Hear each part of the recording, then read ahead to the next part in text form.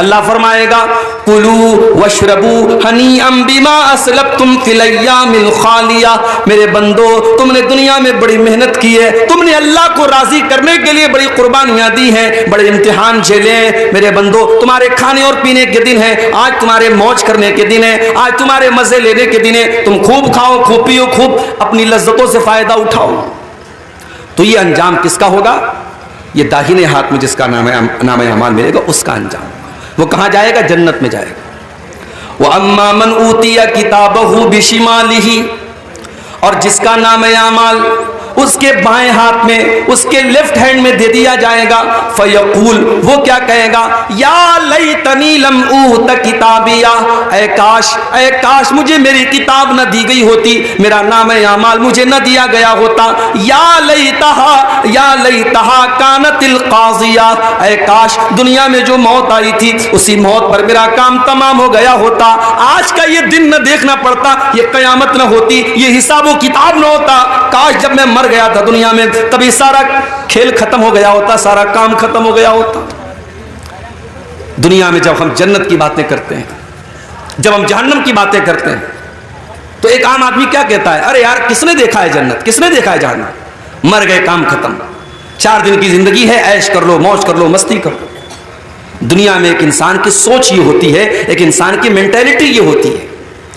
लेकिन कयामत के दिन जब बाएं हाथ में नाम अमाल मिलेगा तब सोच बदल जाएगी। तब क्या कहेगा? या लैतहा कानतिल काजिया, अय अल्लाह, मैं बहुत बड़े धोखे में पड़ा हुआ था। मैं तो दुनिया में कहा करता था कि जन्नत और जहन्नम नाम की कोई चीज नहीं है, कयामत नाम की कोई चीज नहीं है। मैं तो कहा करता था कि मर गए तो काम खत्म हो गया। अय काश मेरी वो बात सच्ची हुई होती, काश दुनिया में जो मौत आई थी उसी मौत पर खेल खत्म हो गया होता। मा अगना अन्नी मालिया, मेरा माल, मेरा पैसा, मेरी दौलत मेरे कोई काम नहीं आया। जो मैंने ब्याज के जरिए पैसा कमाया था, जो पड़ोसियों का हक मारा था, जो भाइयों का हक मारा था, जो बहनों का हक मारा था, बड़ी दौलत मैंने इकट्ठा कर ली थी, बड़ी प्रॉपर्टी मैंने बना ली थी। मा अगना अन्नी मालिया, मेरा माल मेरे कोई काम नहीं आया।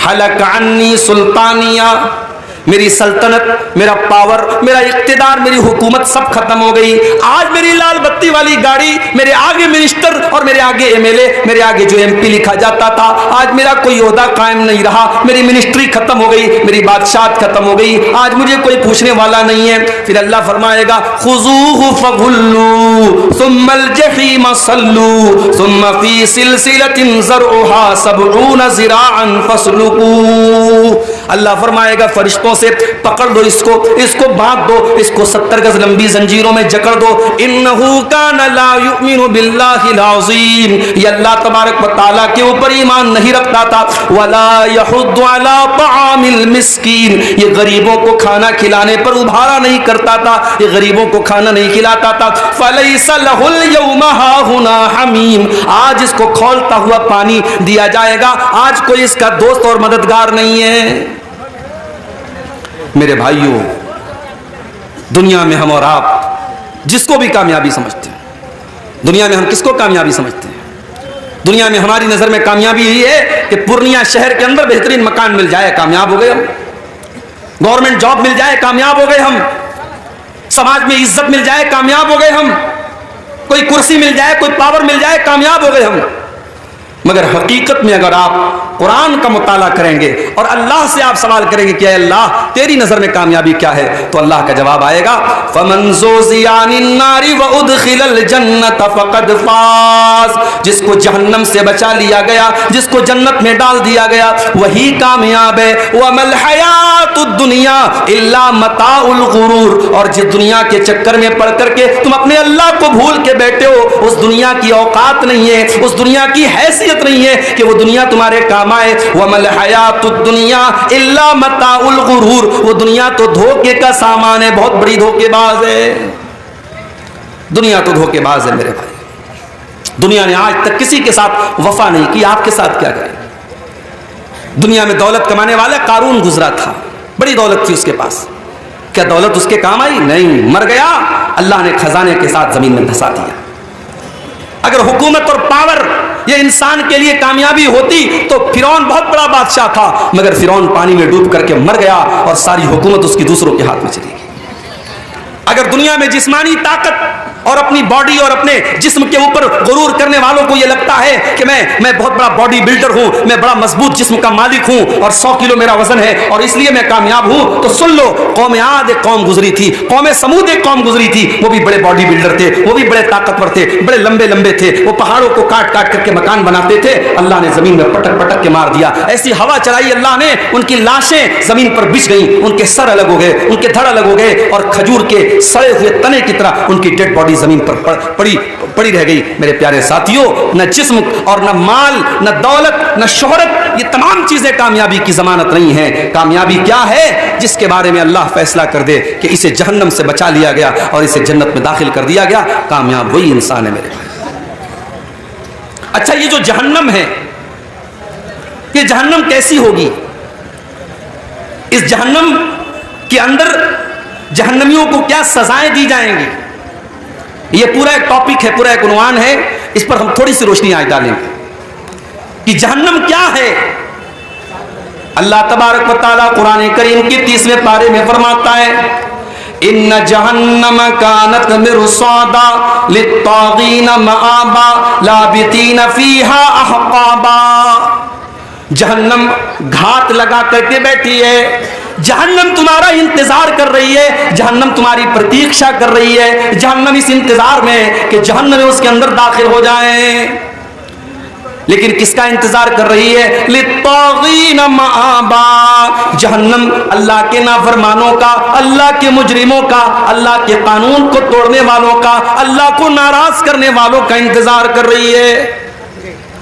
और जहन्नम में जो चला गया वो ये नहीं कि बस गया और निकल जाएगा, नहीं, लाबितीन फीहा अहकाबा, बड़े लंबे टाइम तक, बड़े लंबे पीरियड तक जहन्नम में रहेगा। अगर ईमान वाला है, अगर मोमिन है, अपने गुनाहों की सजा झेलने के बाद निकलेगा। कब निकलेगा ये अल्लाह ही जानता है। और अगर काफिर है, अगर मुशरिक है, अगर मुनाफिक है, वो तो हमेशा हमेशा जहन्नम के अंदर रहेगा। लाबितीन फीहा अहकाबा, जहन्नमी जहन्नम के अंदर बहुत लंबे पीरियड तक रहेंगे। दुनिया में गर्मी लगी, हमने पंखा लगा लिया, और दौलत आ गई, हमने कूलर लगा लिया, और पैसे आ गए, हमने एसी लगवा लिया, लाइट हमारे गांव में कट गई, हमने इन्वर्टर लगा लिया, हमने जनरेटर लगा लिया। लेकिन मेरे प्यारे साथियों, जहन्नम में आपको गर्मी लगेगी, वहां कोई पंखा न चलेगा। जहन्नम में प्यास लगेगी, वहां कोई ठंडा पानी न मिलेगा। ला यज़ूक़ून फ़ीहा बरदन वला सला वला शराबा। जहन्नम के अंदर न तो उनको पानी दिया जाएगा, न उनको ठंडक दी जाएगी। जहन्नम में सिर्फ गर्मी ही गर्मी होगी। और खाने को क्या मिलेगा? इल्ला हमीमन व गस्साका, उनको खौलता हुआ गर्म पानी और पीप और मवाद पिलाया जाएगा। इल्ला हमीमन व गस्साका जज़ाअन विफाका, ये अल्लाह के नाफरमानों का पूरा पूरा बदला है जो जहन्नम में दिया जाएगा। आप लोग जलसा करते हैं तो जलसे का एक आजकल फैशन चला है, गेट बनवाते हैं। अभी सीमांचल में तो गनीमत है, मालदा वगैरह में, बंगाल में, हमारे बंगाली वक्ता लोग जाते रहते हैं, मैं तो कम जाता हूं बंगाल में। वहां देखता हूं बिल्कुल रोड पर एक बहुत बड़ा गेट लगता है, और गेट पर अगर अब्दुल गफ्फार साहब की तकरीर है तो कोई बड़ा सा फोटो लगता है। अच्छा, मुझसे लोग फोटो मांगते हैं जलसे वाले कि मौलवी साहब फोटो दे दीजिए, हम पोस्टर पे डालेंगे, हम गेट पर डालेंगे। मैं मना करता हूं, ये फोटो मत डालिए। लेकिन आज के दौर में क्या मुश्किल है, वो यूट्यूब से ले लेते हैं, वो इंटरनेट से ले लेते हैं, तो फोटो मिलने में तो कोई मुश्किल काम नहीं है। तो बड़े बड़े गेट लगाते हैं। ये गेट क्यों लगता है भाई? मियां बाजार में प्रोग्राम है, बाहर मेन रोड पर हमने गेट लगाया, इस बात का संकेत है, इस बात की अलामत है कि हां यहां पे जलसा हो रहा है। जहन्नम के अंदर भी गेट होगा। कितना गेट होगा? आपके जलसे में एक गेट होता है, दो गेट होता है, एक लेडीज का गेट होता है। जहन्नम के अंदर 7 गेट होंगे। लहा सबअतु अबवाब, जहन्नम के अंदर 7 दरवाजे होंगे।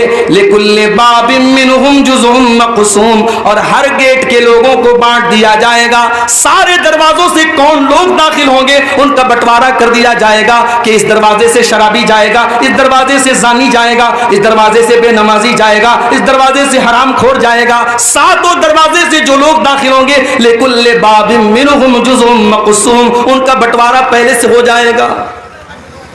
अच्छा, जहन्नम में जब जहन्नमी जाएंगे तो ऐसा नहीं सिंगल नहीं जाएंगे, वो ग्रुप की शक्ल में जाएंगे। पूरा ग्रुप होगा।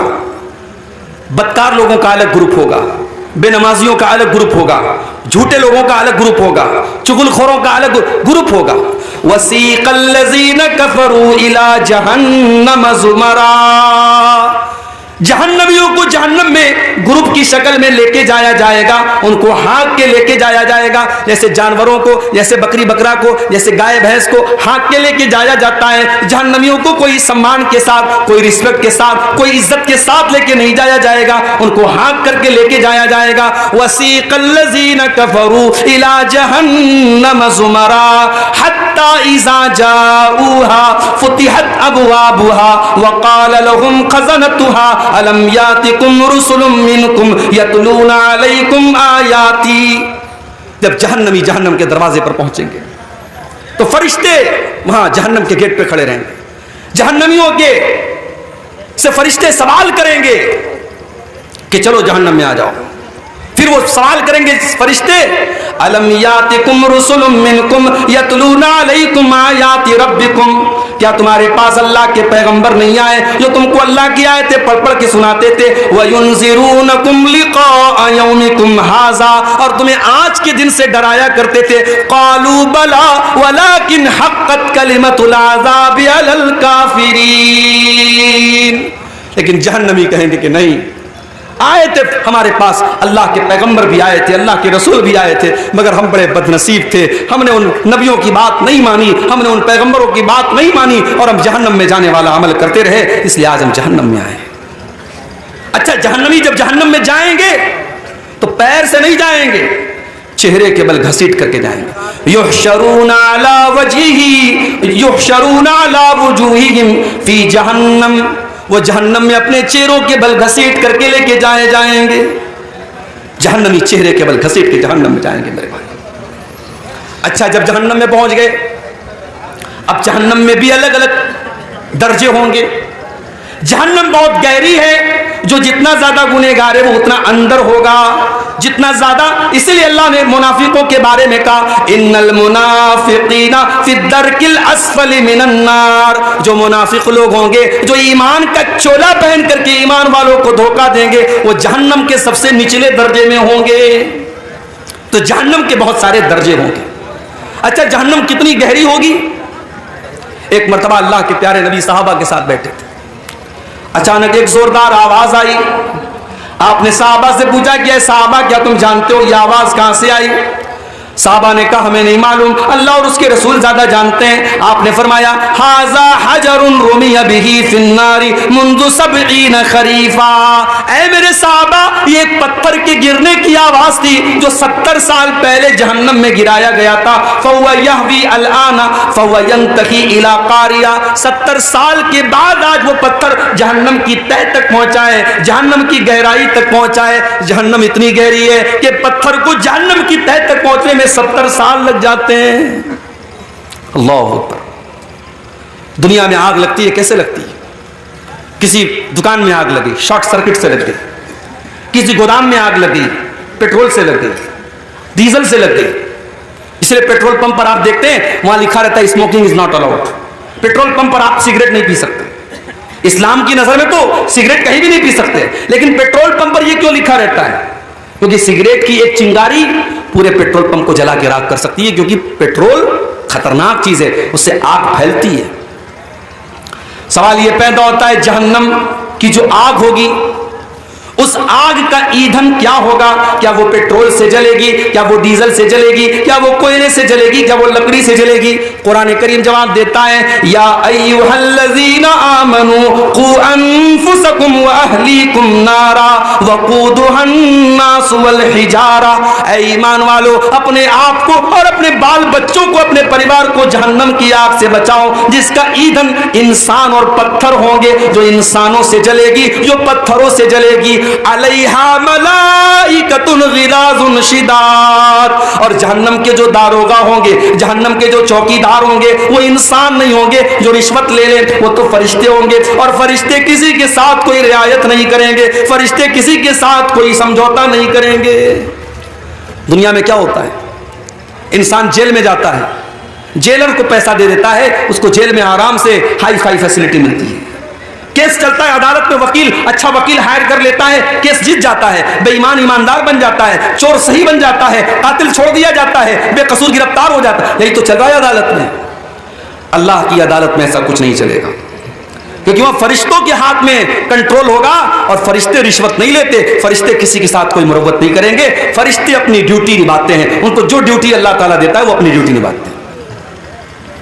अच्छा, दुनिया में आग लगती है, दुनिया की आग में कोई जल जाता है, उसकी बॉडी का जो हाल होता है, कभी आपने कहीं पर कोई जलने वाला हादसा हुआ देखा होगा तो आप समझ सकते हैं कितना खतरनाक मामला होता है।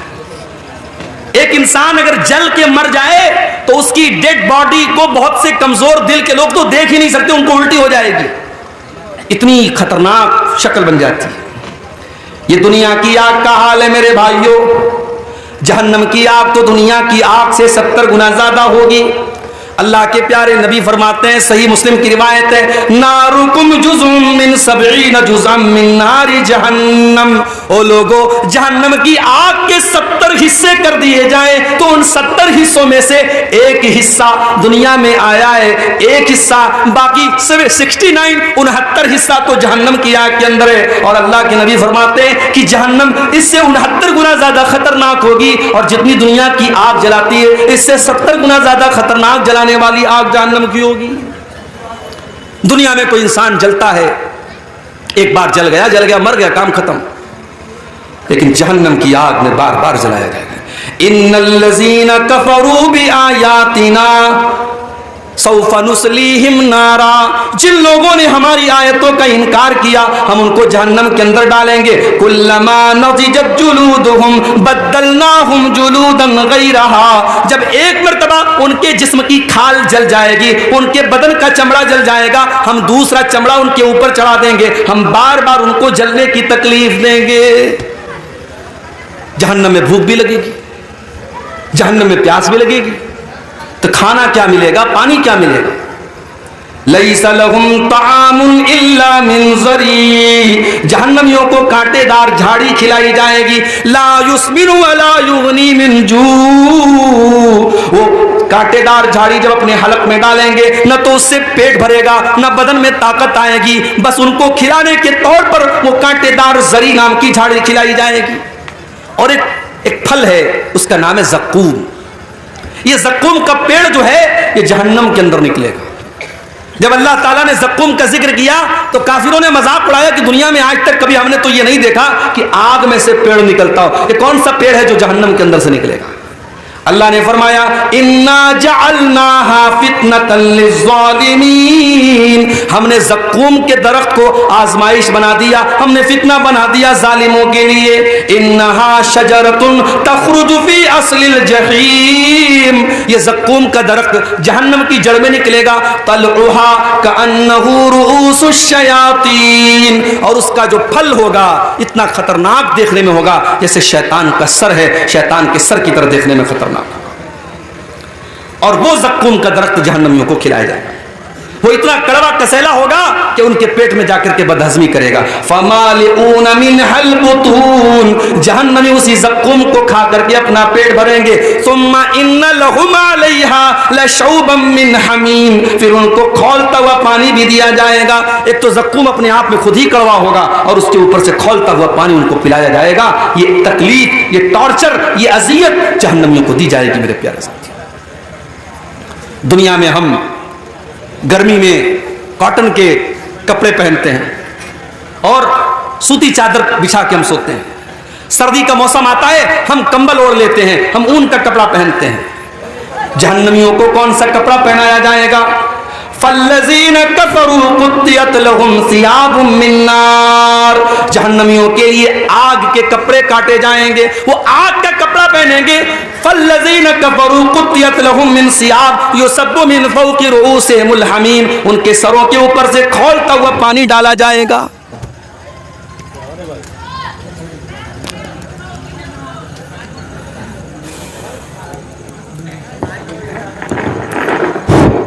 उनके सरों के ऊपर से खौलता हुआ पानी डाला जाएगा।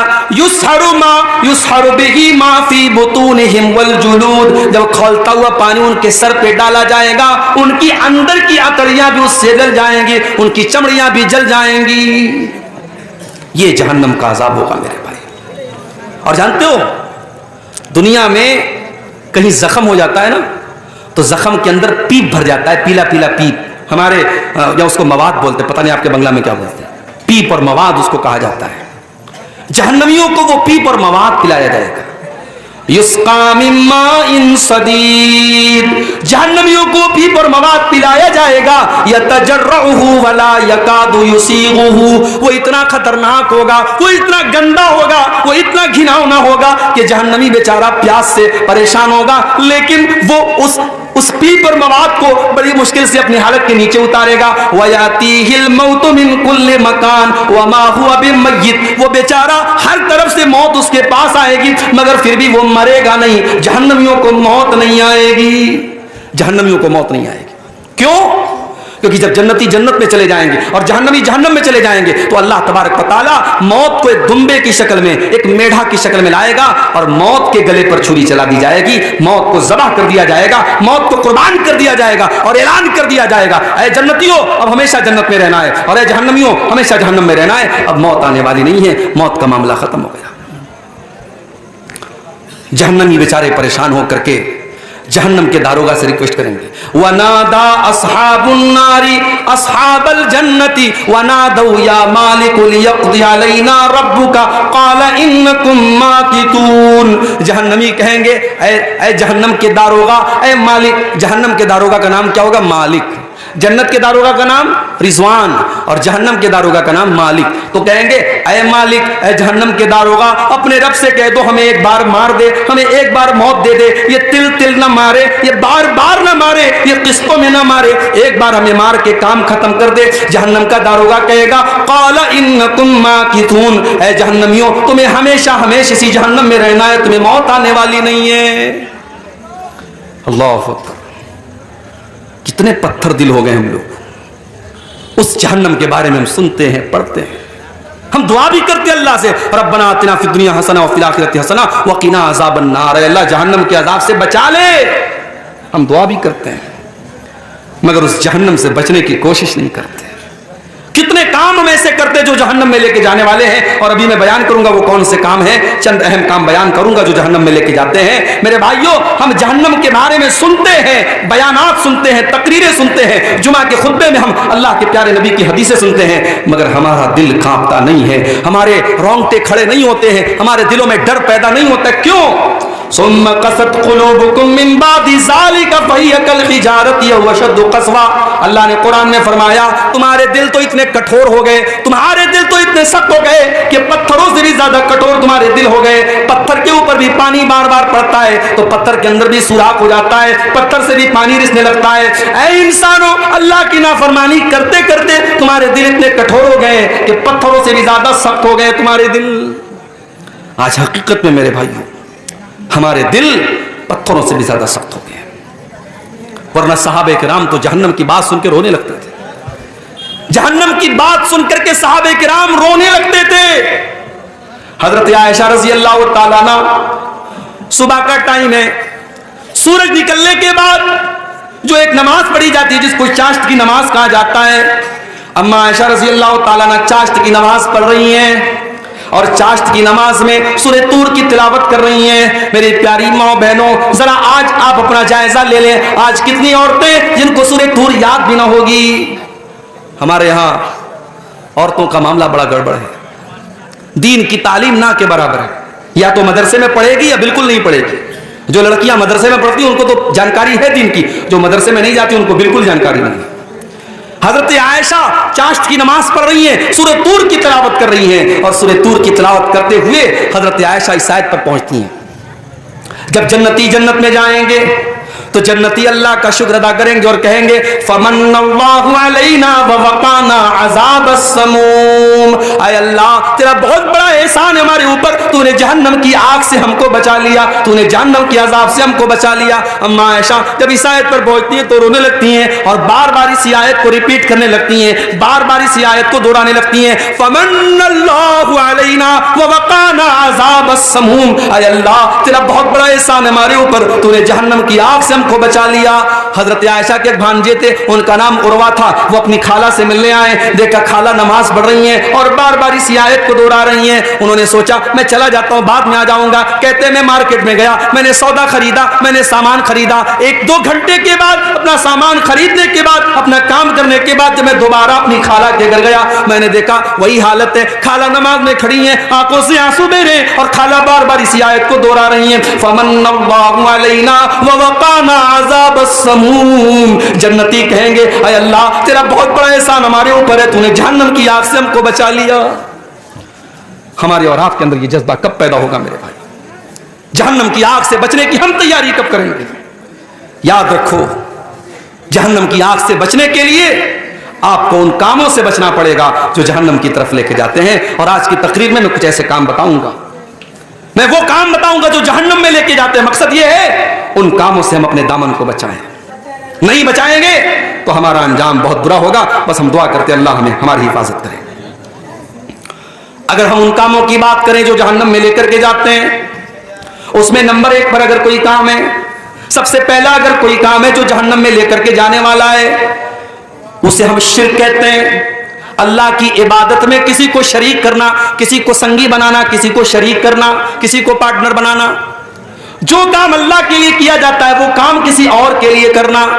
नमाज अल्लाह के लिए पढ़ी जाती है, रुकू अल्लाह के लिए होता है, सजदा अल्लाह के लिए होता है, कसम अल्लाह के नाम की खाई जाती है, जानवर अल्लाह के नाम का ज़बह होता है, सर अल्लाह के आगे झुकाया जाता है, हाथ अल्लाह के आगे फैलाया जाता है। ये सारे काम अगर किसी और के साथ किए जाते हैं, चाहे वो कोई नबी क्यों ना हो, चाहे वो कोई वली क्यों ना हो, चाहे वो कोई जानवर क्यों ना हो, चाहे वो कोई पेड़ क्यों ना हो, अल्लाह का मकाम किसी और को देना, यही शिर्क है मेरे प्यारे साथियों। और कुरान कहता है इन्नहु मन युशरिक बिल्लाहि फक़द हर्रमल्लाहु अलैहिल जन्नह व मअवाहुन नार व मा लिज़्ज़ालिमीन मिन अंसार। जो अल्लाह के साथ शिर्क करेगा उसकी हम मग़फ़िरत नहीं करेंगे, उसका ठिकाना जहन्नम होगा, उसके लिए जन्नत हराम है और वो हमेशा हमेशा जहन्नम में रहेगा।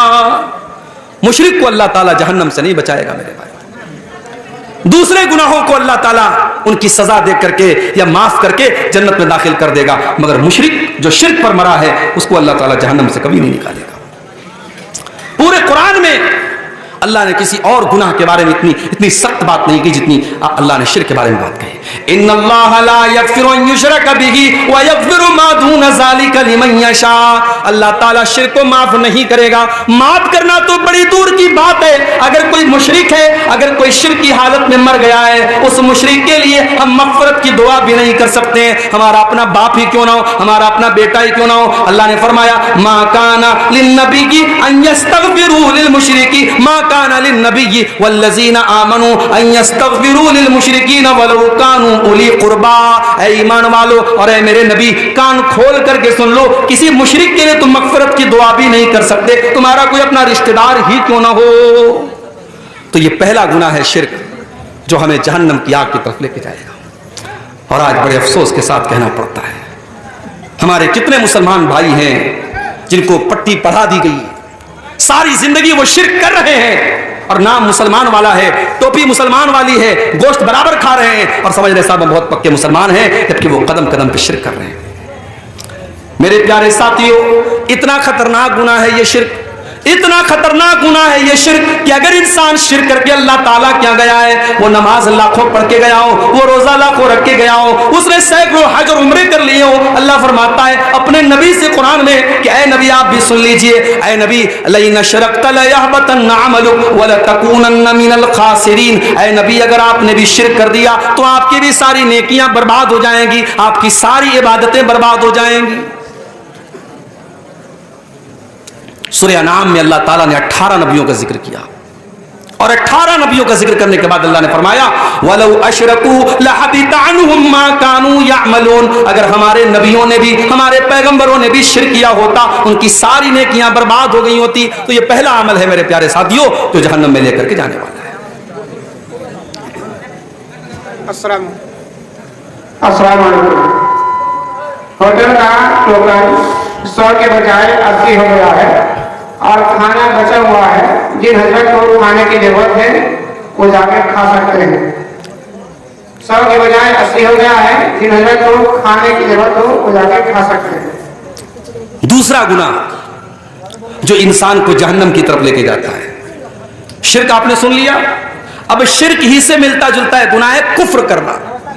शिर्क क्या है? अल्लाह की इबादत में किसी को शरीक करना। कुफ्र क्या है?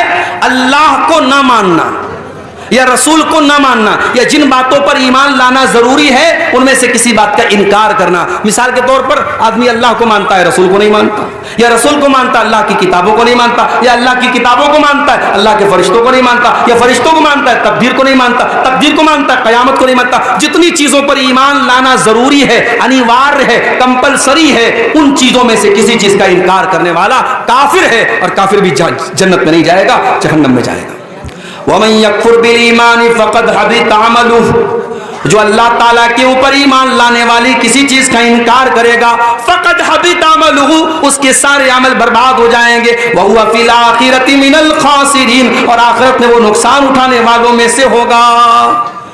कुरान में बार बार अल्लाह कहता है हमने काफिरों के लिए जहन्नम तैयार कर रखी, हमने काफिरों के लिए जहन्नम तैयार करके रखी। जो काफिर होगा, जो कुफ्र करेगा, उसके लिए जन्नत हराम है और जहन्नम में वो दाखिल। और आगे बढ़िए, जहन्नम में लेकर के जाने वाली एक और चीज है अल्लाह का मजाक उड़ाना, अल्लाह के रसूल का मजाक उड़ाना, फरिश्तों का मजाक उड़ाना, कुरान का मजाक उड़ाना, शरीयत का मजाक उड़ाना। अगर आपने शरीयत की किसी चीज का मजाक उड़ाया तो ये चीज भी आपको अल्लाह की जन्नत से दूर कर देगी। अल्लाह ने कुरान में फरमाया, कुल अबिल्लाहि व आयातिही व रसूलिही कुंतुम तस्तहज़िऊन। ऐ नबी आप कह दीजिए मुनाफिकों से, काफिरों से, क्या तुम अल्लाह का मजाक उड़ाते हो? क्या तुम अल्लाह की आयतों का मजाक उड़ाते हो? क्या तुम अल्लाह के रसूल का मजाक उड़ाते हो? ला तातज़िरू कद कफरतुम बाद ईमानिकुम। ऐ काफिरो तुम जितना भी बहाना कर लो, ऐ मुनाफिको तुम जितना भी बहाना कर लो, जब तुमने अल्लाह का मजाक उड़ा लिया, जब तुमने रसूल का मजाक उड़ा लिया, जब तुमने अल्लाह के फरिश्तों का मजाक उड़ा लिया तो तुम काफिर हो गए, तुम बर्बाद हो गए। इसलिए अल्लाह और उसके रसूल का मजाक उड़ाने वाला काफिर हो जाता है मेरे भाई। तो जब मजाक उड़ाने वाला काफिर हो जाता है तो जो नबी को गाली देता है, जो नबी को बुरा भला कहता है, जो नबी पर ताने मारता है, अब जरा सोचो उसका अंजाम क्या होता है।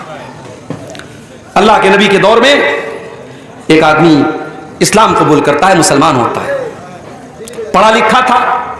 अल्लाह के नबी ने उसे ड्यूटी सौंपी कि कुरान जब उतरे तो उस कुरान को लिखने वाले सहाबा में आपने उस इंसान को भी शामिल कर दिया कि जब कुरान उतरे तो तुम लिख लिया करो।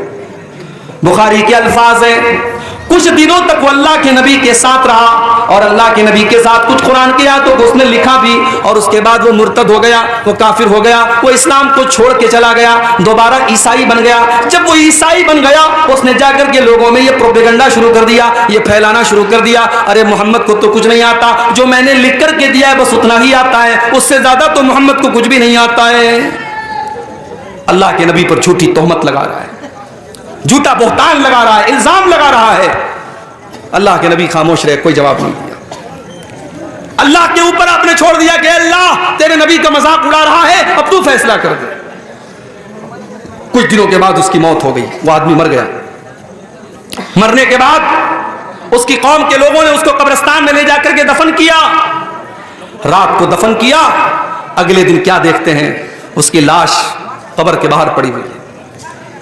उसके साथियों ने कहा लगता है मोहम्मद सल्लल्लाहु अलैहि वसल्लम और उनके साथियों ने बदला लिया है, इससे दुश्मनी ली है और इसको कब्र से बाहर निकाला है। उन्होंने और गहरी कब्र खोदी और गहरा गड्ढा खोदा और उसमें उसको दफन कर दिया। अगले दिन फिर जाके देखा तो लाश बाहर रखी हुई है।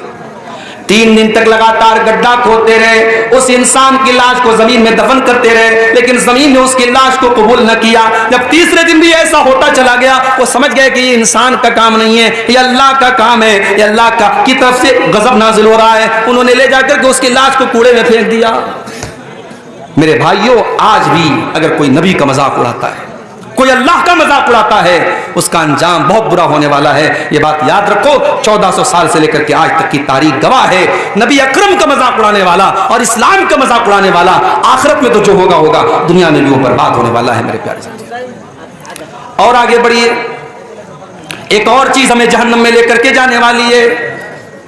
या अय्युहल्लज़ीना आमनू ला ताकुलु रिबा अज़आफ़न मुज़ाअफ़ा, ऐ ईमान वालो तुम सूद न खाना, तुम ब्याज न खाना। वत्तक़ुल्लाह लअल्लकुम तुफ़्लिहून, अल्लाह से डरो तभी तुम कामयाब हो सकते हो, तुम सूद खा करके कामयाब नहीं हो सकते।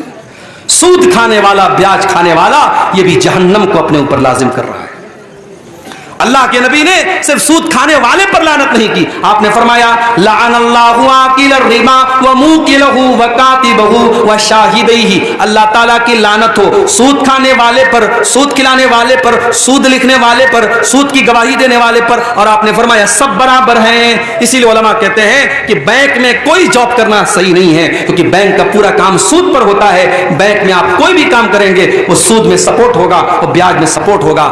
आज बैंक में जॉब करना तो छोड़ दीजिए, मुसलमान धड़ल्ले से सूद खा रहा है, सूद पर मुसलमान अपने मुसलमान भाई को कर्जा दे रहा है और ब्याज की रकम धड़ल्ले से खा रहा है। मेरे प्यारे साथियों, ये सूद खाना, अक्लुर रिबा, ये ब्याज खाना, ये अल्लाह के नबी फरमाते हैं कि हलाक कर देने वाले गुनाहों में से, जहन्नम में लेकर के जाने वाले गुनाहों में से है। और इतना बड़ा गुनाह है सूद खाना। अल्लाह के नबी फरमाते हैं सूद के 70 से भी ज्यादा दर्जे हैं, जिनमें सबसे हल्का दर्जा यह है अयज़नी अर्रजुलु बिउम्मिही, इंसान अपनी सगी मां के साथ जिना करे। जितना बड़ा पाप यह है, उससे भी कहीं बड़ा पाप यह है कि इंसान सूद खाए। अल्लाह हम सब की हिफाजत करे। आज सूद अलग अलग शक्लों में हमारे और आपके घरों में दाखिल हो रहा है। मेरे प्यारे साथियों, अब यहां एक सवाल लोग पूछते हैं कि बैंक में हम जो सेविंग अकाउंट खोलते हैं, आज के दौर में जो हमारे मुल्क के हालात हैं, हम बगैर बैंक के अकाउंट के कोई काम नहीं कर सकते। हर चीज में बैंक में अकाउंट की जरूरत पड़ती है और सेविंग अकाउंट में बैंक में इंटरेस्ट आता है। तो उस इंटरेस्ट का हम क्या करें, उस ब्याज का हम क्या करें? उसका सही जवाब यह है जो जवाब उलमा ने दलाइल की रोशनी में दिया है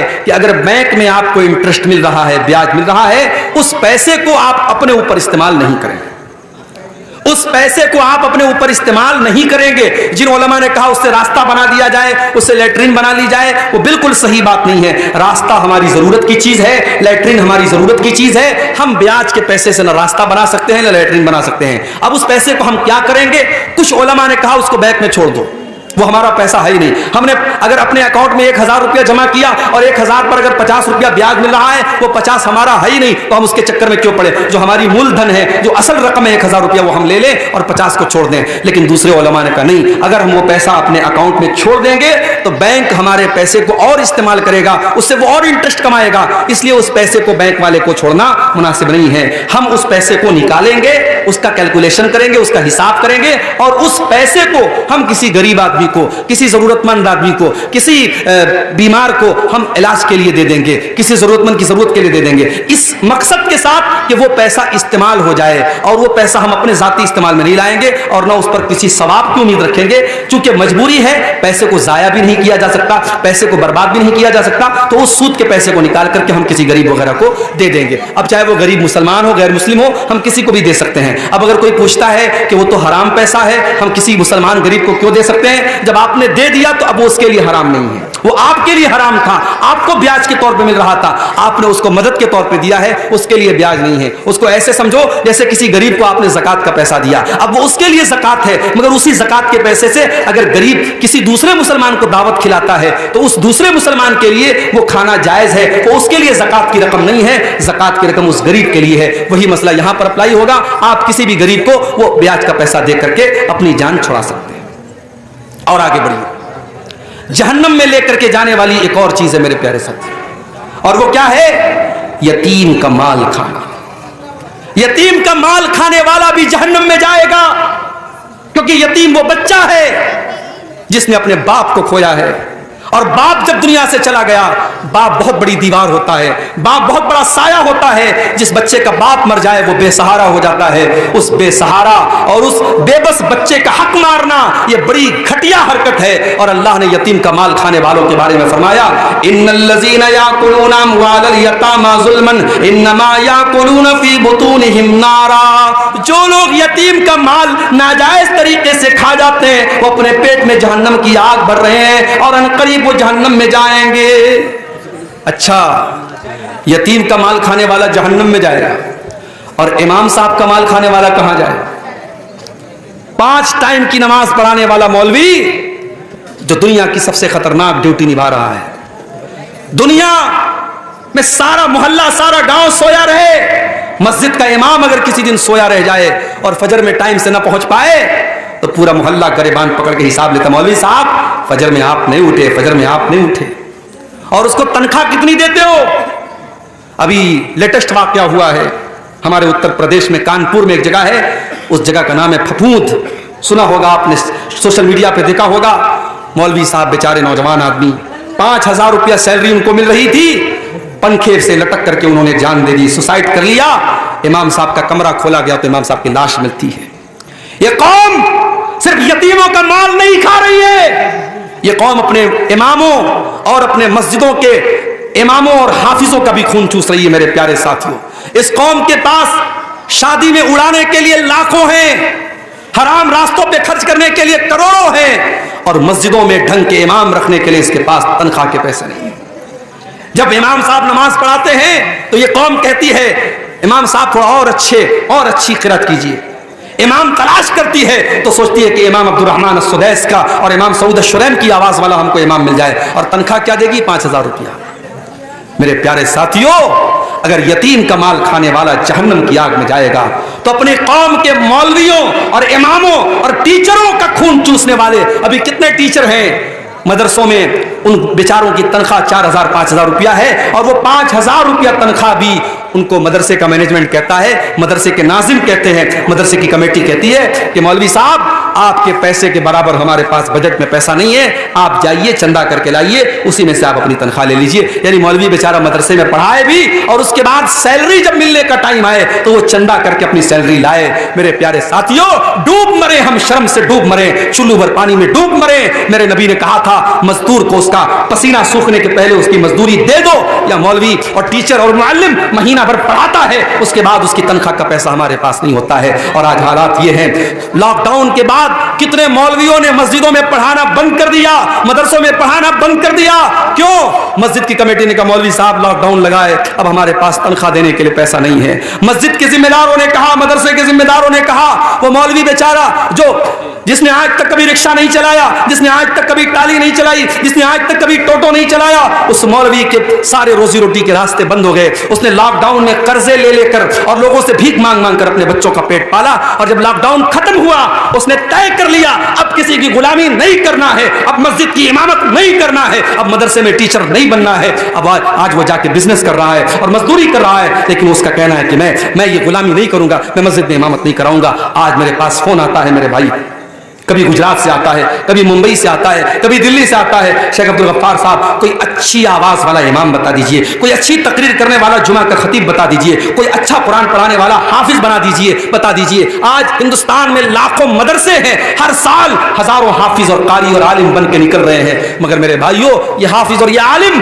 ये मदरसों में नहीं पढ़ाना चाहते, ये मस्जिदों में इमाम नहीं बनना चाहते। उनकी जिंदगी इतनी खराब कर दी गई, इतनी बेकार कर दी गई और उनको इतनी कम तनख्वाह दी जाती है, अब इस लाइन में आना नहीं चाहता है। मेरे प्यारे साथियों, अगर यतीम बेबस है, अगर यतीम बेसहारा है और यतीम का माल खाने वाला, अल्लाह कुरान में कह रहा है कि उसके पेट में उस हरामखोर के पेट में जहन्नम की आग भरी जाएगी। तो जो उन उलमा का, उन मस्जिदों के इमामों का और उन मदरसे के मौलवियों और हाफिजों का पैसा खा जाते हैं और उनका खून चूसते हैं, वो भी अपने अंजाम के लिए तैयार रहें, उनका अंजाम भी बहुत बुरा होने वाला है। और आगे बढ़िए, एक और चीज है जो जहन्नम में लेकर के जाती है, वला तक़रबुज़्ज़िना, ज़िना के करीब न जाना, बदकारी के करीब न जाना। तुम जब जवान हो गए, बालिग हो गए, हमने शादी का सिस्टम रखा, हमने निकाह का सिस्टम रखा, तुमने निकाह क्यों न कर लिया, तुमने शादी क्यों न कर ली, तुमने ज़िना क्यों किया, तुमने नाजायज तरीके से संबंध क्यों बनाया, तुमने नाजायज तरीके से अपनी ख्वाहिशात को पूरा क्यों किया। वला तक़रबुज़्ज़िना, ज़िना के करीब न जाना, इन्नहु काना फ़ाहिशतन व साअ सबीला। ये ज़िना का रास्ता बड़ा गंदा रास्ता है, बड़ा बुरा रास्ता है। अल्लाह के नबी जब फजर की नमाज पढ़ाते थे, फजर की नमाज पढ़ा के मसल्ले पर बैठे रहते थे और सहाबा से पूछते थे, सहाबा क्या आज आप लोगों ने कोई ख्वाब देखा है, कोई सपना देखा है? अगर कोई सहाबी कोई सपना देखते थे, कोई ख्वाब देखते थे, बयान करते थे। और कभी कभी अल्लाह के नबी अपना भी ख्वाब बयान करते थे। एक दिन आपने अपना ख्वाब बयान किया, मैं सोया हुआ था, दो फरिश्ते मेरे पास आए और मुझे लेकर के गए और बहुत सारी चीजें मुझे दिखाई। जब मैं चल रहा था उन फरिश्तों के साथ तो मैंने देखा एक जगह एक तंदूर बना हुआ है, अब पता नहीं तंदूर को आपकी बंगला जबान में क्या बोलते हैं, जो रोटी जहां बनती है, जिस दुकान पे आपने देखा होगा एक चूल्हा टाइप की एक चीज होती है जिसके अंदर रोटी को पकाते हैं, उसको तंदूर बोलते हैं। तो अल्लाह के नबी ने कहा कि मैंने तंदूर के जैसी एक चीज देखी, फैज़ा फ़ीही लगतुन व अस्वात, मैंने देखा कि उसके अंदर से चिल्लाने की आवाज आ रही है, उसके अंदर से चीखने की आवाज आ रही है। मैंने फरिश्तों से पूछा ये किन लोगों की आवाज है? फरिश्तों ने कहा भी आप आगे चलिए, हम बाद में बताएंगे। जब बाद में अल्लाह के नबी ने पूछा वो किसकी आवाज थी, तो फरिश्तों ने कहा हाउलाई ज़ुनात व ज़वानी, अल्लाह के नबी ये जानियों, ये जिनाकार मर्दों की और जिनाकार औरतों की आवाज थी। उनके नीचे से जहन्नम की आग का अंगारा और जहन्नम की आग उनकी शर्मगाह के अंदर दाखिल होती है और इस करतूत की सजा उनको इस तरीके से बराबर जहन्नम में मिलती रहेगी कि उनको एक तंदूर में डाला जाएगा। और जिस तरीके से तंदूर में किसी चीज को पकाया जाता है, उन हरामखोरों, उन जानियों और उन बदकारों की शर्मगाह में आग के शोले जाएंगे और वो चिल्लाएंगे और चीखेंगे। अल्लाह के नबी ने यह अजाब का मंजर देखा था। आज हालात क्या है मेरे भाई? आज हालात ये है, इसी सीमांचल में लोगों ने मुझे बताया कि कितने लड़के और लड़की जब नाजायज ताल्लुक बना लेते हैं और पकड़े जाते हैं तो पंचायत ये फैसला सुनाती है कि लड़का और लड़की दोनों ने गलत काम किया है, लेकिन सजा लड़के को दी जाएगी। लड़के पर 1 लाख रुपए की पेनाल्टी लगाई जाती है और वो 1 लाख लड़का उस लड़की के घर वालों को देता है। और मुझे यहां तक लोगों ने बताया कि बास बेगैरत और बेशरम लड़कियां इसको पेशा बना लेती हैं और अलग अलग लड़कों को फंसाती हैं। और जब ये मामला केस जब ये पंचायत में जाता है तो यही फैसला सुनाया जाता है कि लड़का 1 लाख रुपया जो है उसको दे, और इस तरीके से उसका काम चलता है। मेरे भाइयों, जिनाकार मर्द और जिनाकार औरत ये दोनों सोसाइटी के लिए बहुत बड़ा अजाब है। अल्लाह ने सूरह नूर के अंदर फरमाया अज़्ज़ानियतु वज़्ज़ानी फजलिदू कुल्ल वाहिदिन मिनहुमा मिअत जल्दा, जिनाकार मर्द को और जिनाकार औरत को अगर वो कुंवारे हैं तो 100 कोड़े की सजा दे दो, 100 कोड़े उनको मारो, और जब ये सजा दो तो किसी बंद कमरे में मत दो। अल्लाह ने फरमाया वलियशहद अज़ाबहुमा ताइफतुम मिनल मुमिनीन, जिनाकार मर्द को और जिनाकार औरत को खुलेआम ये सजा दी जाए।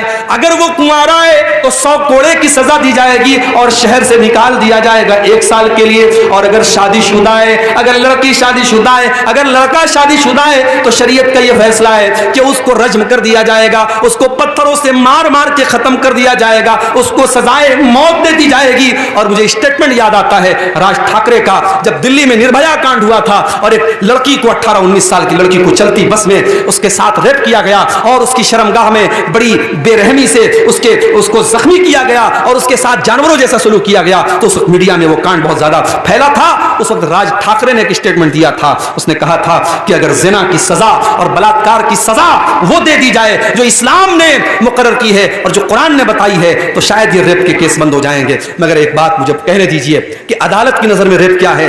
लड़का लड़की के साथ जबरदस्ती करे तो ये रेप है, लेकिन इस्लाम की नजर में अगर इल्लीगल तरीके से, गैर कानूनी तरीके से अगर लड़का लड़की बगैर शादी के, बगैर मैरिज के अगर आपस में संबंध बनाते हैं तो ये रेप ही कहलाएगा, ये जिना ही कहलाएगा और दोनों को सजा दी जाएगी। अगर आपस की सहमति से ये काम हो रहा है तो दोनों को सजा दी जाएगी, और अगर लड़का लड़की के साथ जबरदस्ती कर रहा है तो लड़की को सजा नहीं दी जाएगी लेकिन लड़के को सजा दी जाएगी। मेरे प्यारे साथियों, ये जिना समाज के लिए बहुत बड़ा नासूर है। और आज मैं फिर वही बात कहता हूं जो मैं अक्सर अपनी तकरीरों में कहता हूं कि जिनाकारी को अगर रोकना है एक ही तरीका है मेरे भाइयों, सेकंड कोई ऑप्शन नहीं है। आपको अपनी नौजवान नस्ल को, अपनी बच्चियों को, अपने बच्चों को इस दौर में जब बेहयाई फैल चुकी है और मोबाइल हर आदमी के हाथ में है और हर तरीके की बुराई आसान हो चुकी है और बड़ी आसानी से जिना हो सकता है, इस दौर में अगर अपने बच्चों को जिना से बचाना है बस एक ही रास्ता है मेरे भाई, निकाह को आसान कर दो। लड़की 18 साल की 19 साल की हो गई, लड़का 20 साल का 22 साल का हो गया, शादी के काबिल हो गए, शादी की उम्र हो गई,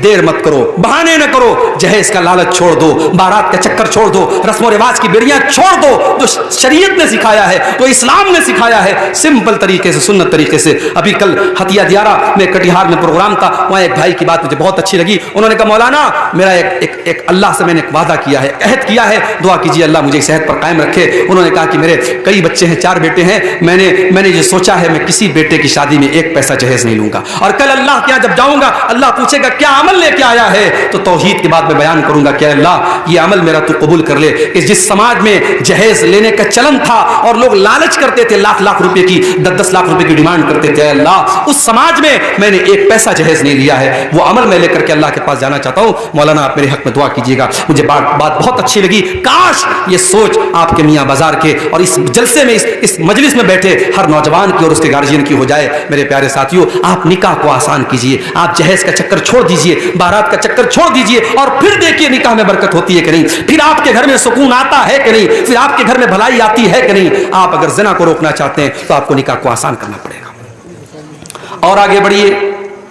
जहन्नम में लेकर के जाने वाला एक और अमल है, अपनी जिम्मेदारी को सही तरीके से ना निभाना।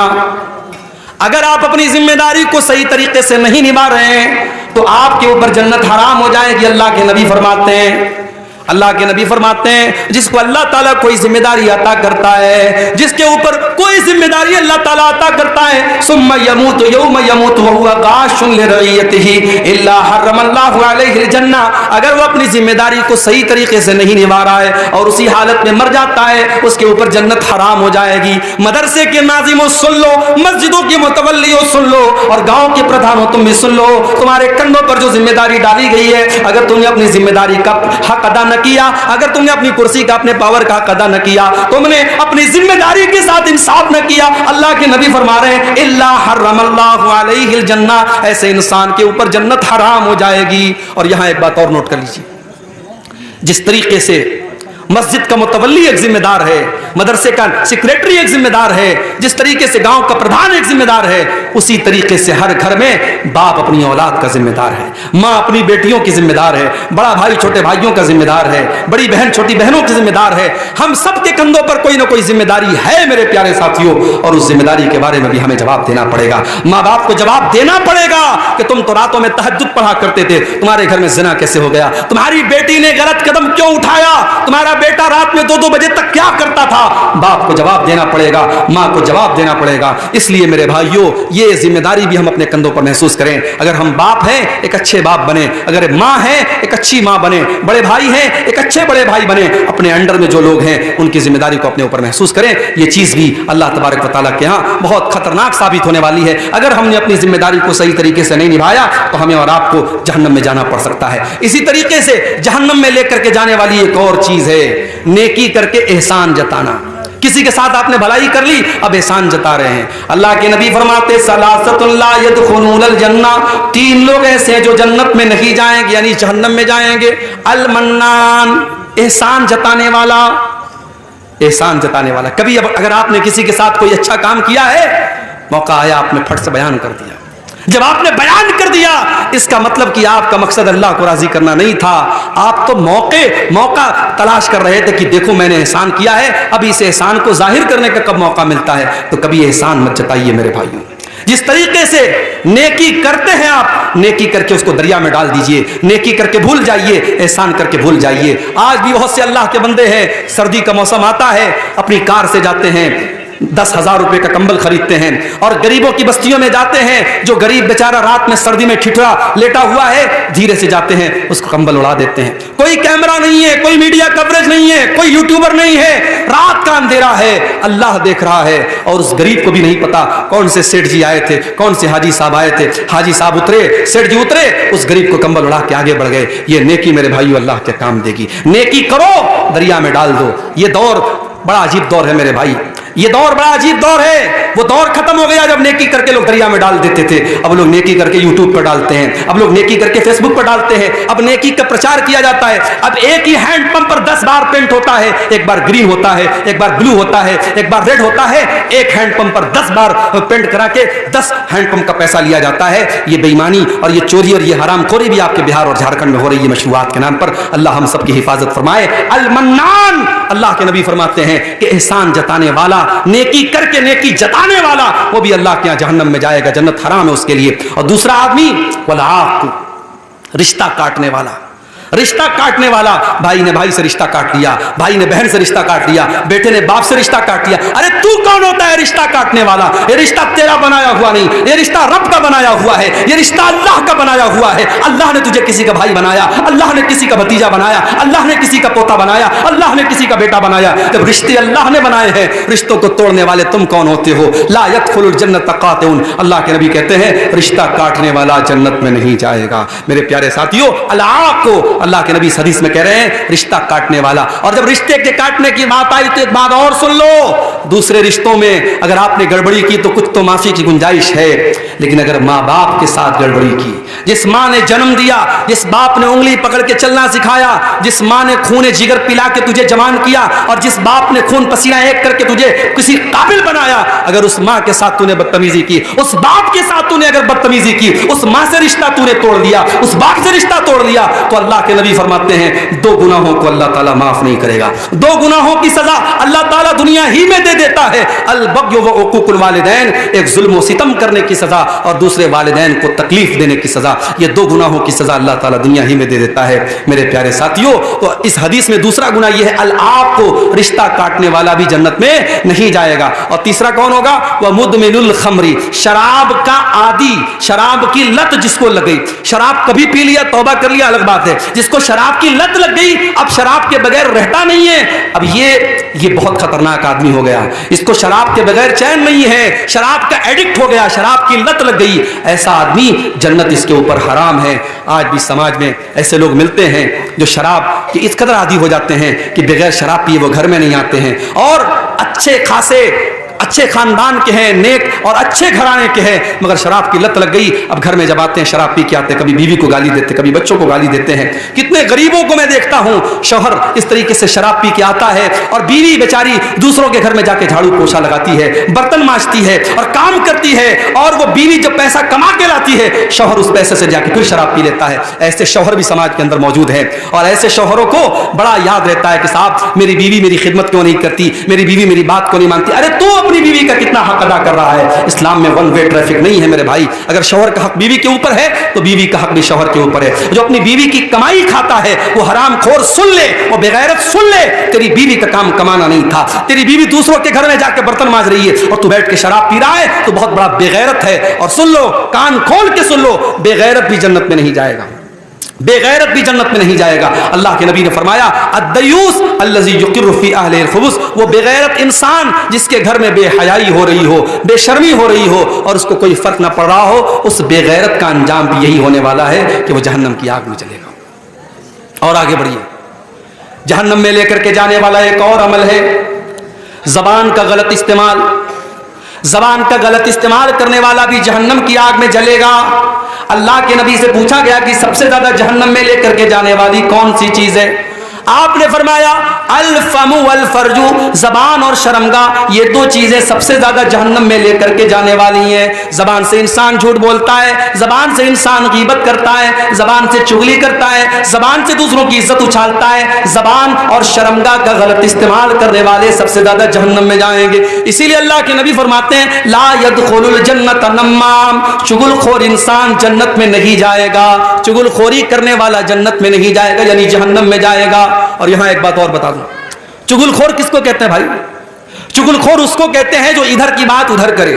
अब इधर की बात उधर कर रहा है तो जरूरी नहीं कि सब बात गलत कर रहा है, सही भी कर रहा है, मगर सही बात भी अगर इधर की उधर करके लड़ा रहा है तो वो चुगलखोर है। और अगर 2 भाइयों में सुलह कराने के लिए कोई इंसान आगे बढ़ता है और झूठ भी बोल देता है लेकिन 2 भाइयों को मिला देता है, अल्लाह के नबी फरमाते हैं लैसल कज़्ज़ाबुल्लज़ी युस्लिहु बैनन नास, 2 बिछड़े हुए लोगों को मिलाने के लिए अगर कोई झूठ भी बोल देता है तो ऐसा झूठ अल्लाह क्या माफ है। पता ये चला कि अगर हमारे सच बोलने से 2 भाई लड़ने लगते हैं तो वो सच बोलना हराम है, और अगर हमारे झूठ बोलने से 2 बिछड़े हुए मिल जाते हैं वो झूठ बोलना जायज है।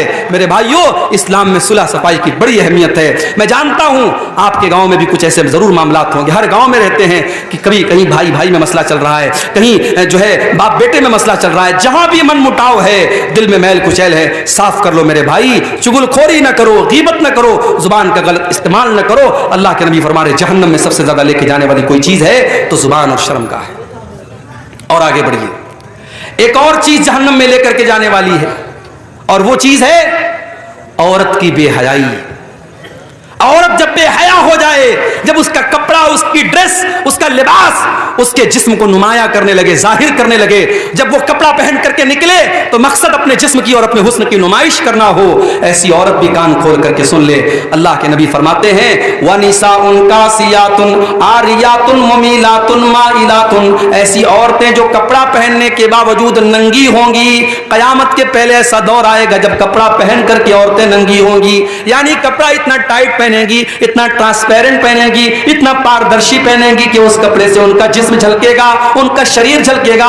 ऐसी बेहया औरतें, अल्लाह के नबी फरमाते हैं रुऊसुहुन्ना कास्निमतिल बुख्तिल माइला, उनके सर के ऊपर जो उनके बालों का जुड़ा होगा, जो हेयर स्टाइल होगा, वो देखने में बुख्ती ऊंट के कुहान की तरह होगा। इसीलिए उलमा कहते हैं कि औरत को ऐसा जोड़ा नहीं बांधना चाहिए जो ऊंट के कुहान की तरह उभरा हुआ हो, उसे नॉर्मल अपना हेयर स्टाइल रखना चाहिए। अल्लाह के नबी बेहया औरतों की पहचान बता रहे हैं रुऊसुहुन्ना कास्निमतिल बुख्तिल माइला, ऐसी औरतें जो अपने सर के ऊपर बुख्ती ऊंट के कुहान की तरह जोड़ा बांधेंगी। ला यदखुलनल जन्ना, ऐसी औरतें जन्नत की खुशबू नहीं पाएंगी, और जन्नत की खुशबू पाना तो बड़ी दूर की बात है। वला यजिदन रिहाहा, ऐसी औरतें जहन्नम की आग में जाएंगी और जन्नत की खुशबू भी उनको महसूस नहीं होगी।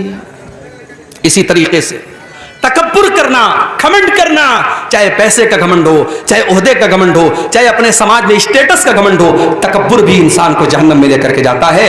अल्लाह के नबी फरमाते हैं अला उखबिरुकुम बिअस्हाबिन नार, क्या मैं तुमको जहन्नमी लोगों के बारे में न बता दूं? सहाबा ने कहा अल्लाह के नबी जरूर बताइए। आपने फरमाया कुल्लु उतुल्लिन जवाजिम मुस्तकबिर, हर वो आदमी जो अक्खड़ हो, हर वो आदमी जो बखील हो, और हर वो आदमी जो घमंडी हो।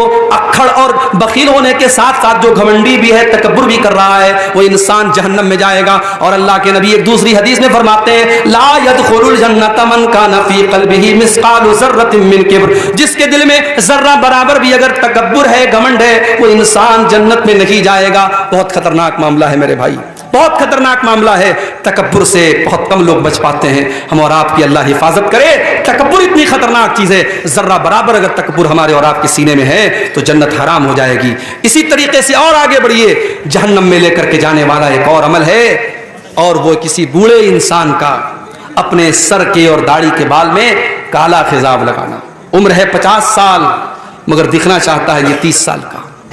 अरे जब तेरी उम्र 50 साल की होगी तो शर्म किस बात की? तू बाल को जितना भी काला कर ले, दाढ़ी को जितना भी काला कर ले, तू अपने बदन की सिलवटों को कैसे मिटाएगा? तू अपने बदन के रेशों को कैसे मिटाएगा? तेरे बदन की झुर्रियां बताएंगी तू 50 साल का हो चुका है। कितने दिन तक तू धोखा देगा? और जो जितना भी बेहतरीन हेयर डाई लगा ले और कलर लगा ले, एक हफ्ते के बाद, 2 हफ्ते के बाद वो काला कलर उतरने ही वाला है। अल्लाह के नबी फरमाते हैं यकूनु फी आखिरी ज़मानी, आखिरी जमाने में ऐसे लोग आएंगे यख़ज़िबून बिस्सवाद, जो काले रंग का खिजाब लगाएंगे, काले रंग की मेहंदी लगाएंगे। का हवा से लिल हमाम, जैसे कबूतर के सीने के पास का हिस्सा काला होता है और बाकी हिस्सा सफेद होता है, तो वो अपनी सफेद दाढ़ी और सफेद बाल को काला करेंगे। अल्लाह के नबी फरमाते हैं ला यरीहूना राइहतल जन्नह, ऐसे लोग जन्नत की खुशबू भी नहीं पा सकते, जन्नत की खुशबू भी नहीं पा सकते। मेरे प्यारे साथियों, एक बूढ़ा इंसान समाज में बूढ़ा जब होता है तो अल्लाह के नबी ने उस बूढ़े का एहतराम करने का हमें हुक्म दिया है। मगर जब बूढ़ा अपने बुढ़ापे और अपनी बुजुर्गी का लिहाज न रखे, अपनी सफेद दाढ़ी को काला करे या दाढ़ी को क्लीन शेव करा ले, और अगर कोई बूढ़ा गलत काम करे तो अल्लाह के नबी ने उसको और खतरनाक बताया है। आपने फरमाया 3 लोग इतने बड़े बदनसीब होंगे कि कयामत के दिन अल्लाह ताला उनकी तरफ देखेगा भी नहीं। उन 3 बदनसीबों में एक वो इंसान भी होगा, वह जो बूढ़ा होने के बाद भी बदकारी करता है। जवान अगर ज़िना करता है, जवान अगर बदकारी करता है तो अल्लाह ताला के यहां उसको सजा मिलेगी, मगर अल्लाह ताला के यहाँ सजा में कुछ तखफीफ हो सकती है। वो नौजवान कह सकता है कि अल्लाह मैंने जवानी के जज्बात में और जोश में आकर के ये काम कर दिया। मगर जब इंसान 70 साल का, 80 साल का बूढ़ा हो गया, जवानी के जज्बात मर गए, खत्म हो गए, उस उम्र में अगर उसने ये गलत काम किया है, अब अल्लाह क्या, ये बहुत बड़ा गुनाह है, ये माफी के लायक गुनाह नहीं है। अल्लाह ताला ऐसे आदमी की तरफ देखेगा भी नहीं। तो मेरे भाइयों, जो बूढ़े अपनी सफेद दाढ़ियों को काले खिजाब से डाई करते हैं, वो कान खोल करके सुन ले, ला यरीहूना राइहतल जन्नह, ऐसे लोग जन्नत की खुशबू नहीं पा सकते। अब 1-2 बातें बयान करके और बात खत्म करता हूं। हराम कमाई खाने वाला भी जहन्नम में जाएगा। हराम कमाई भी इंसान को जहन्नम में लेकर के जाती है। अल्लाह के प्यारे नबी जनाब मोहम्मद रसूलुल्लाह सल्लल्लाहु अलैहि वसल्लम फरमाते हैं कि कुल्लु जसदिन नबत मिन सुहतिन, हर वो बदन और जिस्म जो हराम कमाई से पला बड़ा हो, फन्नारु औला बिही, वो जहन्नम की आग में जाएगा। अभी क्रिकेट का वर्ल्ड कप चल रहा है, मेरे पास मोबाइल पे भी मैसेज आ रहा है, ड्रीम 1, ड्रीम 11 डाउनलोड कीजिए, 1 करोड़ रुपया कमाइए। 1 करोड़ का नाम सुन के कौन उछल नहीं जाएगा भाई? 1 करोड़ किसको पसंद नहीं है? अब नौजवान क्या करता है? ऐप को डाउनलोड करता है। अफगानिस्तान और पाकिस्तान का मैच चल रहा है, अब उस ऐप में उसने पैसा लगा दिया 1 लाख रुपया। उसको लग रहा था यार पाकिस्तान जीत जाएगी, मजबूत टीम है, अफगानिस्तान बिल्कुल कमजोर टीम है, उसने 1 लाख रुपया लगा दिया।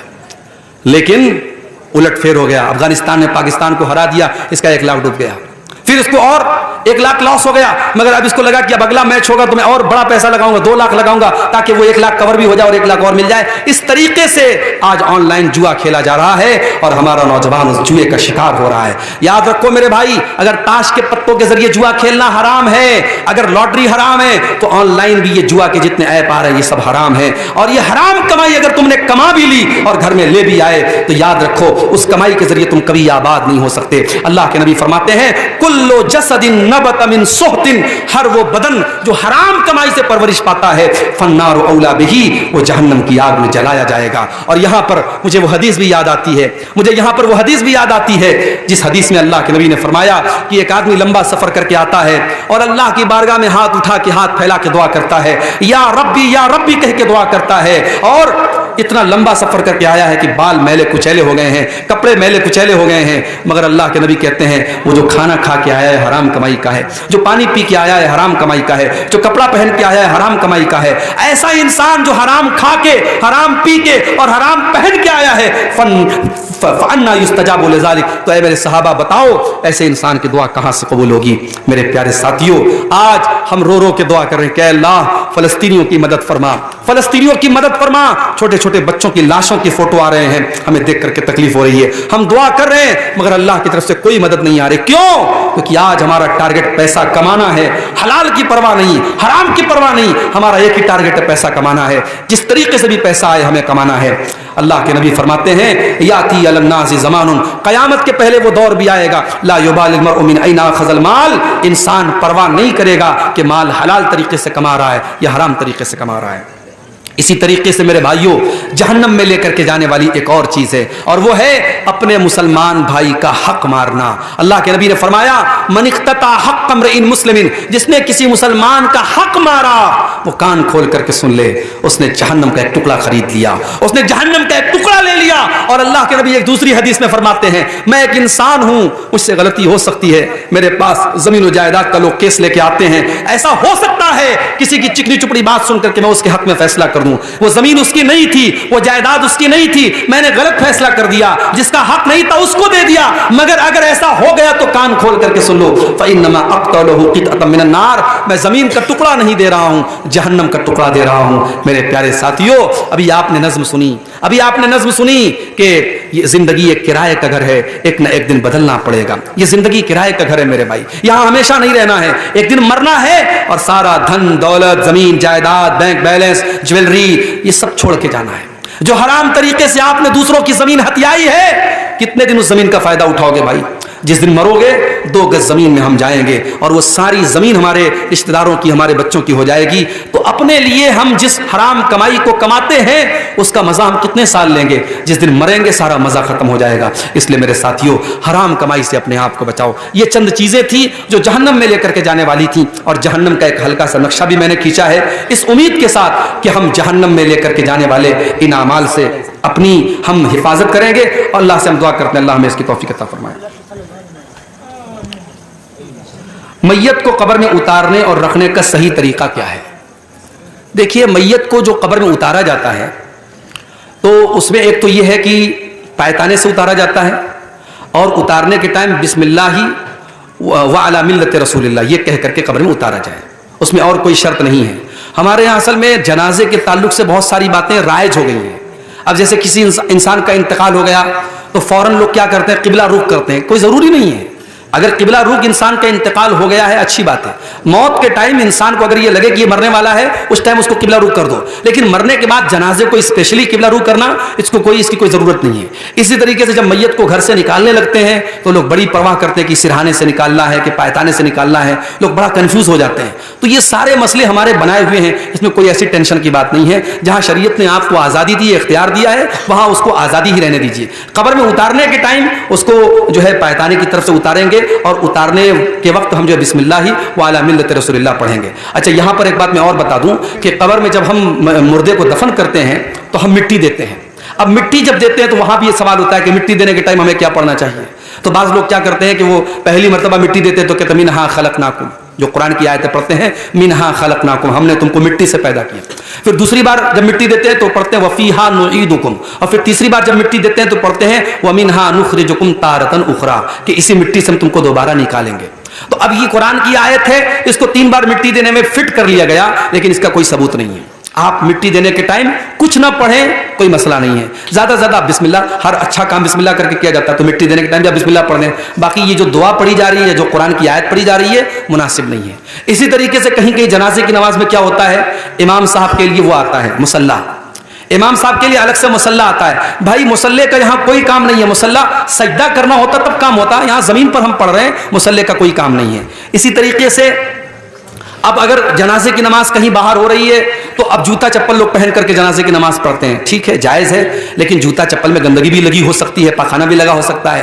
तो अब कुछ लोग क्या करते हैं कि जब जूता चप्पल पहन के जनाजे की नमाज पढ़ते हैं तो वो जूता चप्पल उतारते हैं और उतार करके उसी के ऊपर खड़े हो जाते हैं, पैर रखते हैं और जनाजा की नमाज पढ़ते हैं। तो भाई इससे क्या फायदा हुआ? अगर उस चप्पल में गंदगी लगी है और आपने चप्पल उतार के चप्पल पर आप खड़े हो गए तो अभी भी आप गंदगी के ऊपर खड़े हैं। तो चप्पल में, जूते में अगर गंदगी लगी है तो उसको धोना जरूरी नहीं है। हदीस में आता है कि उस जूते चप्पल को आप जमीन पर रगड़ लीजिए, वो पाक हो जाएगा। तो जब जनाजे की नमाज आप जूता चप्पल पहन के पढ़ रहे हो तो आप एक बार चेक कर लीजिए, अगर उसमें कोई गंदगी लगी है बस जमीन पर उसको 1-2 बार रगड़ लीजिए, पाक हो गया। अब आप उस जूता चप्पल को पहन के जनाजे की नमाज पढ़ सकते हैं। जनाजे को सामने रख करके मैयत के रिश्तेदारों से नमाज के मुताल्लिक पूछना कैसे? अब ये भी बस एक रिवाज है, जनाजा रेडी है, सफ लग चुकी है, अब जो मैयत का कोई बड़ा रिश्तेदार है, उसके मामा है, नाना है, दादा है, उनको आवाज दी जाती है, हाजी साहब कहाँ हैं, फलाने कहाँ हैं। अब जब तक वो हाजी साहब बेचारे, वो थोड़ा ऊंचा भी सुनते हैं, बड़ी मुश्किल से उनको सुनाई देता है, वो बिल्कुल पीछे रहते हैं। ऐसे मौके पर जो रिश्तेदार होते हैं ना, एकदम पीछे होते हैं, तो बड़ी मुश्किल से उनको खोजा जाता है। फिर वो हाथ उठा के कहते हैं हाँ मौलवी साहब इजाजत है, तब जनाजा पढ़ाया जाता है। ये सब फालतू की रस्म है, इसकी कोई जरूरत नहीं है। जब आपने इमाम साहब को पहले से ड्यूटी दे दी कि आपको जनाजे की नमाज पढ़ाना है, इमाम साहब आए, सब लग चुकी है, तो भाई नमाज शुरू कर दो। ये एक सिस्टम जो बना के रखा है कि घर के बड़े और खानदान के बड़े से इजाजत दी जाती है, यहाँ इस इजाजत का कोई मतलब नहीं है और ना उसकी कोई जरूरत है। और एक तरीका है इसमें कि जी, वो नमाज आइंदा पढ़ें, अगर नमाज नहीं पढ़ते उससे रिश्तेदार, जी जी, तो वादा क्या करवाया जाता है? अच्छा, कान पकड़ाया जाता है। किससे? रिश्तेदारों, जैसे कि बाप मरा तो बेटे से, हाँ हाँ, इस तरीके से उसको आज से पढ़ो। अच्छा, देखिए नमाज अगर कोई मान लीजिए बाप मर गया, बेटा नहीं पढ़ता है, तो जनाजे की नमाज के टाइम बेटे से ये कहना कि चलो कान पकड़ो नमाज पढ़ोगे, ये सब तो मुनासिब नहीं है। भाई नमाज तो उसको ऐसे भी पढ़ना है, वो नहीं पढ़ रहा है तो गलत कर रहा है। अब बाप के मरने पर उसके जनाजे की नमाज का बेटे की नमाज न पढ़ने से कोई ताल्लुक नहीं है। बेटा अगर नमाज नहीं पढ़ता है, बेटा गुनहगार होगा, बाप अपना हिसाब देगा। तो जनाजे की नमाज के दौरान ये सब कहने की जरूरत नहीं है। हाँ ये चीज होती है कि जब किसी का बाप मरता है तो इमोशनल सीन होता है, उस वक्त इंसान जज्बाती होता है। उस वक्त आप देखते होंगे कि जो बेटा कभी बाप की कदर नहीं करता था, बाप के मरने के बाद बाप की कदर करने लगता है। बाप के नाम पे मदरसे में लाख लाख रुपया लोग चंदा दे देते हैं। तो अब कुछ लोग इस जज्बे को, इस इमोशन को कैश करते हैं कि ये अच्छा मौका है, लोहा गर्म है, चोट मार दो। उस मौके पर अगर कुछ समझाया जाता है तो बेटा मान जाता है। तो वो एक अलग सोच हो सकती है, मगर उसको एक रिवाज बना देना और बेटे से इस तरीके से कान पकड़वाना, ये बहरहाल मुझे तो बिल्कुल भी मुनासिब नहीं लग रहा है। बाकी अब अपने इलाके के जो मकामी उलमा हैं उनसे आप समझ लें। शादीशुदा जिनाकार मर्द औरत को हिंदुस्तान के कानून के खिलाफ है, तो शरई दलील क्या है? देखिए जाहिर है कि हम हिंदुस्तान में रहते हैं, यहाँ कोई शरई कानून तो लागू नहीं है, यहाँ इंडियन क्रिमिनल लॉ लागू है। यहाँ चोर चोरी करेगा तो उसका हाथ थोड़ी काटा जाएगा, कातिल को की गर्दन थोड़ी मारी जाएगी। तो यहाँ हम इंडियन क्रिमिनल लॉ के तहत ही जिंदगी गुजार रहे हैं, और चूंकि हम इस मुल्क में रहते हैं तो इस मुल्क के कानून के दायरे में ही हम रहेंगे। तो अगर कोई मान लीजिए जिनाकार है, लड़का लड़की ने जिना किया, तो हमारा इंडियन लॉ तो ये कहता है उसने कोई गलत काम किया ही नहीं। अगर आपस की सहमति से किया तो उसमें कुछ गलत नहीं है, उसको कानून के हिसाब से कोई सजा नहीं दी जाएगी। अब हम शरीयत की जो सजा है, शादीशुदा है तो सजाए मौत है, कुंवारा है तो 100 कोड़े की सजा है, वो सजा भी हम नहीं दे सकते, कानूनी एतबार से हम पकड़ लिए जाएंगे। तो फिर हम अपने तौर पर कोई एक सजा मुकर्रर कर दे जो हमारी पंचायत में आपस के मशवरे से तय हो। लेकिन उस सजा में भी हम इस बात का लिहाज रखें कि अगर ये काम आपस की सहमति से हुआ है तो दोनों भागीदार हैं, सजा मिले तो दोनों को मिले। सिर्फ लड़के को सजा देना और लड़की को इनाम देना ये तो मुनासिब नहीं है। तो शरीयत की रोशनी में जो सज़ा है वो आप इस मुल्क में कानून के दायरे में रह करके तो नहीं दे सकते। वो जहाँ पे इस्लामी कानून लागू है और इस्लामी हुकूमत है वहीं पर ये चीज़ हो सकती है। तो आप अपने मुल्क के कानून के दायरे में रह करके उसको कोई फ़ाइन लगा दें या हल्की फुल्की जिस्मानी सज़ा दे दें तो दी जा सकती है। बहरहाल उसको कोई हर्ज की बात नहीं है। अल्लाह ताला ने मौत को सबसे पहले क्यों पैदा किया है, जैसा कि सूरह मुल्क के अंदर है, ज़रा वजाहत फरमाने की ज़हमत फरमाएं। देखिए सूरह मुल्क में अल्लाह ने फरमाया कि अल्लज़ी खलक़ल मौता वल हयाता, अल्लाह ने मौत को पैदा किया और ज़िंदगी को पैदा किया। तो पहले अल्लाह ताला ने मौत का जिक्र किया, तो इससे उलमा ने यह दलील पकड़ी है कि मौत पहले पैदा की गई। अब इसकी हिकमत क्या है ये अल्लाह आलम, अल्लाह ज़्यादा बेहतर जानता है। बाज़ उलमा ने यह लिखा है इस आयत की तफसीर में कि इंसान जब तक पैदा नहीं हुआ है, भाई मैं 1986 में पैदा हुआ, तो 1986 के पहले मेरा वजूद तो नहीं था दुनिया में, तो जब तक मैं नहीं था तब तक मैं एक तरीके से मौत ही के पीरियड में था।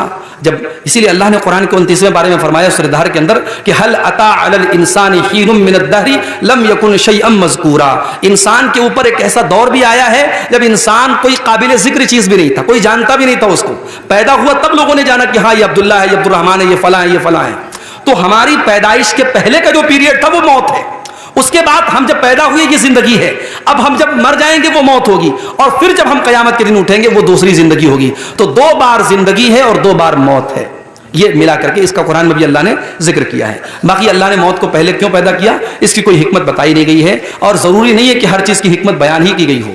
ला युसअलु अम्मा यफ़अल, अल्लाह जो करता है अल्लाह से पूछा नहीं जाता है। ठीक है, मैयत को जब कब्र में रखते हैं तो उसको सर को पूरा घुमा दिया जाता है, किस तरफ? पश्चिम तरफ। हाँ, पश्चिम तरफ उसको मोड़ दिया जाता है सर को। जब सर को पूरा घुमा दिया मतलब यानी कि जब उसको ऊपर चिपका देते हैं उसको सर को घुमा देते हैं, गर्दन को मोड़ देते हैं। उसमें मैंने एक मरतबा ये मसला आया था मेरे सामने, तो उसमें बहरहाल गुंजाइश मौजूद है सर को घुमाने की, सर को यानी दाहिनी तरफ जो है करने की गुंजाइश मौजूद है।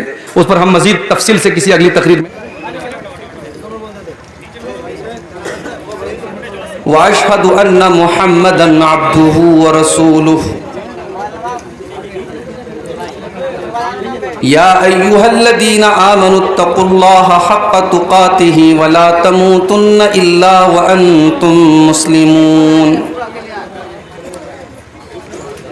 या अय्युहन्नासुत्तक़ू रब्बकुमुल्लज़ी ख़लक़कुम मिन नफ़्सिन वाहिदह व ख़लक़ मिन्हा ज़ौजहा व बत्त मिन्हुमा रिजालन कसीरन व निसाअ वत्तक़ुल्लाहल्लज़ी तसाअलून बिही वल अरहाम इन्नल्लाह काना अलैकुम रक़ीबा। या अय्युहल्लज़ीना आमनुत्तक़ुल्लाह व क़ूलू क़ौलन सदीदा युस्लिह लकुम अअमालकुम व यग़फ़िर लकुम ज़ुनूबकुम व मन युतिइल्लाह व रसूलहु फ़क़द फ़ाज़ फ़ौज़न अज़ीमा। अम्मा बादु फ़इन्ना खैरल हदीथ किताबुल्लाह व खैरल हदी हदी मुहम्मदिन सल्लल्लाहु अलैहि वसल्लम व शर्रल उमूरि मुहदतातुहा व कुल्ल मुहदततिन बिदअह व कुल्ल बिदअतिन ज़लालह व कुल्ल ज़लालतिन फिन्नार। अऊज़ु बिल्लाहि मिनश शैतानिर रजीम। बिस्मिल्लाहिर रहमानिर रहीम। इन्न जहन्नम कानत मिरसादा लित्तागीन मआबा लाबितीन फीहा अहक़ाबा ला यदूक़ून फीहा बरदन वला शराबा इल्ला हमीमन व गस्साक़ा जज़ाअन विफ़ाक़ा।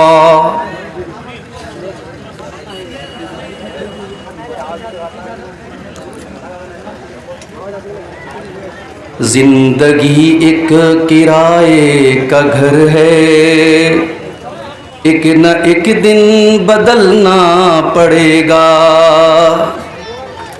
जिंदगी एक किराए का घर है, एक न एक दिन बदलना पड़ेगा। मौत जब तुझको आवाज देगी, मौत जब तुझको आवाज देगी, घर से बाहर निकलना पड़ेगा। रूठ जाएंगी जब तुझसे खुशियाँ, गम के सांचे में ढलना पड़ेगा। वक्त ऐसा भी आएगा नादां, तुझको कांटों पे चलना पड़ेगा। इतना माजूर हो जाएगा तू, इतना मजबूर हो जाएगा तू।